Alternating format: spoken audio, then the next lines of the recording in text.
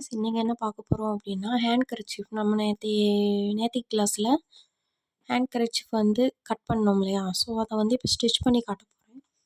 So வாங்க. இப்போ வந்து நம்ம வந்து 1 இன்ச்சு நம்ம வந்து லைன் போட்டிருக்கோம் தெரியுமா? ஸோ பிகினர்ஸ்க்கு வந்து 1 இன்ச் லைன் போட்டுறணும். 1/2 இன்ச்சு வந்து ஒரு ஃபோல்டு, இன்னொரு 1/2 இன்ச்சு வந்து ஒரு ஃபோல்டு. ஸோ வந்து நம்மளுக்கு வந்து 2 1/2 இன்ச்சு சேர்க்கும்போது 1 இன்ச்சு கணக்கு. ஸோ அந்த 1 இன்ச்சு லைன் போட்டிருக்கோமா, இதில் வந்து நம்ம மடித்து ஸ்டிச் பண்ண போகிறோம். இப்போ வந்து ஃபஸ்ட்டு ஃபோல்டு பண்ணிவிட்டு, ரெண்டாவது ஒரு ஃபோல்டு அந்த லைன் போட்டிருக்கோமா, அந்த லைனுக்கு உள்ளேயே ஒரு ஃபோல்டு பண்ணணும். ஓகேங்களா? ஓகே. இப்போ ஒரு ஃபோல்டு பண்ணி இன்னொரு ஃபோல்டு பண்ணியாச்சு. இதே மாதிரி ரெண்டுமே ஃபோல்டு பண்ணி அதுக்கப்புறம் நீங்கள் ஸ்டிச் பண்ணாங்கன்னா உங்களுக்கு ஈஸியாக இருக்கும். லைன் போட்டாங்கன்னா உங்களுக்கு பிகினர்ஸ்க்கு வந்து ரொம்ப யூஸ்ஃபுல்லாக இருக்கும். ஸோ இப்போ வந்து தைக்க போகிறேன்.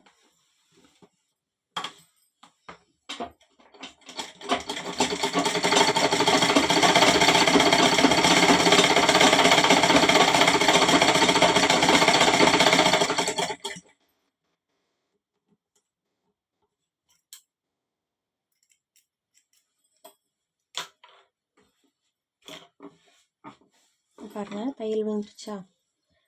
ஸோ இதை மாதிரி நம்ம வந்து சிங்கிள் தையல்லையும் போடலாம். இதுவே நீங்கள் மிஷின் இல்லாதவங்க, ஆனால் ஹேண்ட் கர்ச்சீஃப் நானே செய்யணும், மிஷின் இல்லை ஆனால் எனக்கு செய்யணும்னு ஆசை இருக்குது, கிளாஸ் முடித்ததுக்கப்புறம் தான் நாங்கள் மிஷின் வாங்குவோம் அப்படின்ற மாதிரி இருந்தவங்க அப்படின்னா, இதை வந்து நீங்கள் இதே மாதிரி ஒரு சிங்கிள் லைன் வந்து இப்போ நீங்கள் நெக்ஸ்ட்டு லைன் போடும்போது காட்டுறேன் பாருங்கள்.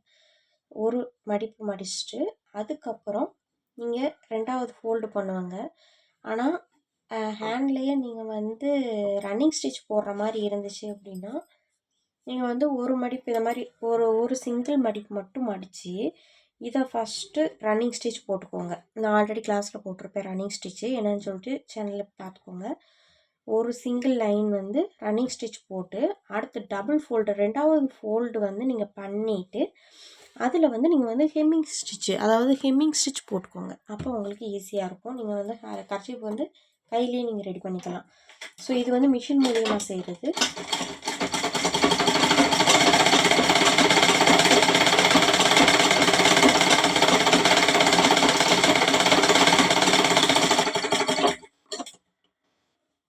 ஓகேங்களா? இப்போ நெக்ஸ்ட் வந்து அதே மாதிரி எல்லா பக்கமுமே மடித்து அடிச்சுக்கணும். ஓகேங்களா? நான் வந்து த்ரெட்டு கட் பண்ணாமல் நான் பண்ண போகிறேன். ஸோ நீங்கள் கட் பண்ணாமல் பண்ணுறதா இருந்தால் நீங்கள் நீட்டாக இதை மாதிரி எல்லாத்தையுமே அந்த வெளியே வந்திருக்க கிளாத்து, நூல் எல்லாத்தையுமே எடுத்து விட்டுட்டு நீங்கள் வந்து அது கழிஞ்சு இப்படி நீங்கள் மடித்து கூட ஸ்டிச் பண்ணலாம். இந்த கிளாத் சரியில்லை.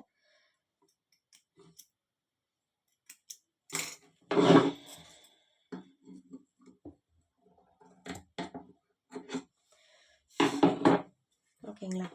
இப்போ மடித்து டபுள் ஃபோல்டு பண்ண போகிறோம். ஓகேங்களா? த்ரெட்டு வந்து இந்த பக்கம்தான் இருக்குது. இல்லை பாருங்கள், உள் பக்கமாக தான் வச்சுருக்கேன் த்ரெட்டு. அப்போ வெளியே லைட்டாக நீட்டி இருக்கும். அதை வந்து லாஸ்ட்டாக நம்ம ஃபைனலாக கட் பண்ணிடலாம். இப்போ மடித்து நம்ம இது பண்ணிட்டோமா, மடித்து இப்போ ஸ்டிச் போடுவோம். பாருங்கள், இப்போ வந்து நம்ம இப்படி வெட்டின கிளாத்து இது மாதிரி வருதா நூல். ஸோ இந்த மாதிரி நூல் வந்துச்சுன்னா இதை வந்து இப்படி லைட்டாக உள் பக்கமாக தள்ளி விட்டுக்கோங்க. தள்ளி விட்டுட்டு நீங்கள் அதுக்கு மேலே கூடி மடிச்சுட்டு வந்தாங்கன்னா அந்த நூல் வந்து தச்சு முடிச்சதுக்கப்புறம் நமக்கு வெளியே தெரியாது.